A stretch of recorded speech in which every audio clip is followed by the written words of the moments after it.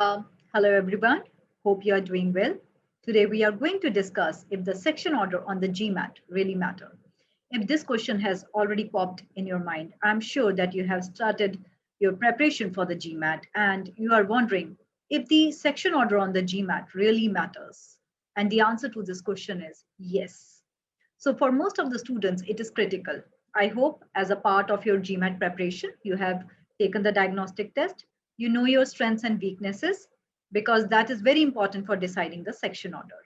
Now, let me discuss the various aspects relating to choosing the section order one by one so that it makes more sense to you and also to make it a little bit more easier for you to make the right decision regarding the section order. Now, first of all, you must know the section orders available to you. There are only three options available. So, first, where you start your test taking the AWA section. Then order number two, where you start your test by taking the verbal section. Then in the third order, you start by taking the quantitative section first. In the whole test, you will get the option of taking 2 8-minute breaks. Now you get only 2 minutes to select your preferred section order. If you do not select your preferred section order within 2 minutes, order number one, it will take into effect as the default section order, right? So before I tell you how to choose your section order, it is important to know a few more things about the GMAT section order. What is the importance of selecting a section order of your choice? The select your section order facility, it will give you better control and flexibility in taking the GMAT exam based on your strengths and weaknesses and also your psychological preferences. In all probability, choosing the section order will impact your performance on the GMAT exam as it will make your test taking experience more comfortable. So it should therefore be a part of your GMAT exam preparation. Now, when to decide regarding the section order? So you will choose the section order before beginning your GMAT exam on the test day.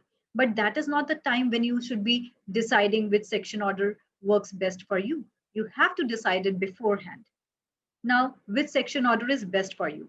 Honestly speaking, there is no fixed answer. It depends on the test taker and what are your strengths and weaknesses. So you must take a sufficient number of full length tests so that you can try out different section orders to figure out which one works best for you.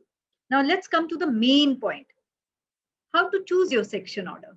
So you must answer a few questions in order to decide which section order works best for you. So ask yourself, do you need to warm up to perform at your best? If the IR and AWA section do not tire you and you need to warm up before you perform at your best, section order number one is best for you. Here you start with AWA followed by IR, quant, and then work. Then ask yourself, does taking the IR and AWA section tire you out? And if the answer is yes, then start with whichever section takes the most energy and concentration. Ask yourself, do you prefer to take the easier sections first and preserve your energy to handle the toughest section later? Or do you prefer to take the toughest section first with all your energy and get it out of your way so that you are less stressed out when you attempt the easier sections first? If you prefer either of these, you should choose either section order number 2 or order number 3. Now, if you're not worried about fatigue factor or warm up or anything else, choose whatever makes you happy. So the full length practice test you take during your GMAT exam preparation will help you get answers to these questions. The last words.